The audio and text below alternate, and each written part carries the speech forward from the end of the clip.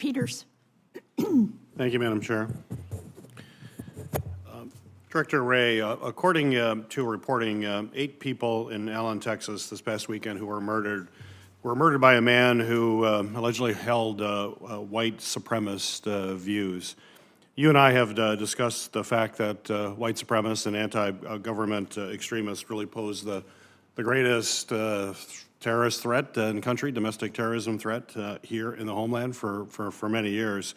And as you know, and we've talked about this, I'm still waiting for a complete accounting from the FBI and the DHS, which was mandated by a law that I wrote along with Senator Johnson in the 2019 NDAA. And certainly that information is important because if you don't really have a full measure of what you're dealing with, it's difficult to know how to properly resource it. So my question for you, Director Wray, is can you please tell me specifically what in the fiscal year 24 budget request demonstrates that the FBI is prioritizing the investigation and the response to this significant domestic terrorism threat? So I appreciate the question, and I have found our conversations on this topic to be very productive and helpful, and I know how important this is to you. In the fiscal 24 budget, we have requested an enhancement. So again, that's on top of the base funding, which is quite significant, devoted to this issue. That's a $13 million counterterrorism enhancement that would augment our ability to address investigative requirements, provide sophisticated tools necessary to proactively counter the threat. So it would do everything from increasing our investigative capacity, facilitating information sharing, identifying emerging trends to try to get better ahead of the threat, and to enhance our liaison relationships with law enforcement and the private sector. As you may recall, back in 2019, in the summer of 2019, I elevated racially motivated violent extremism to a national threat priority, which is the level of our highest priority threats. And we saw a significant growth in the number of investigations that we were conducting throughout 2020, and then, of course, certainly since then.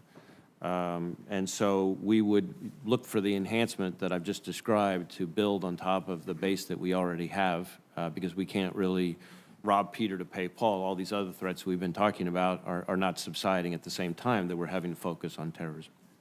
So I just want to be clear, Director Wray, that the increase you're talking about is directly related to your efforts against domestic terrorism? Is that 100% allocated? Yeah, the $13 million is specifically focused on domestic terrorism. Okay, just want to be clear. Thank you. Mr. Milgram, frequently discussion about the movement of fentanyl focuses on the Department of Homeland Security seizures at ports of entry across the border. But as you know, there's critical work that needs to be done to deal with fentanyl much earlier, particularly when it comes to the supply chain. You discussed that in your opening remarks. And so my question is related to how do we deal with precursors in this long chain that leads to dangerous products coming into our country. My question is, how does the DA work specifically with the Department of Homeland Security to identify and investigate the illicit movement of precursors in fentanyl production? And are there additional tools or authorities that you believe are going to be necessary to enhance both the DEA and the DHS's ability to disrupt this supply chain in a significant way? Thank you for raising this conversation, Senator, because I think it's vital that we be looking at this as a network problem. So traditionally, we've spent a lot of time focused on high-value targets, the leaders, for example, of the cartels. That work is important, but it is not nearly enough. We have now mapped with our counter-threat teams more than 6,000 members, associates, and facilitators of these two cartels in more than 40 countries worldwide. And again, these are the two cartels that we have identified as being most responsible for the deadly fentanyl on our streets today.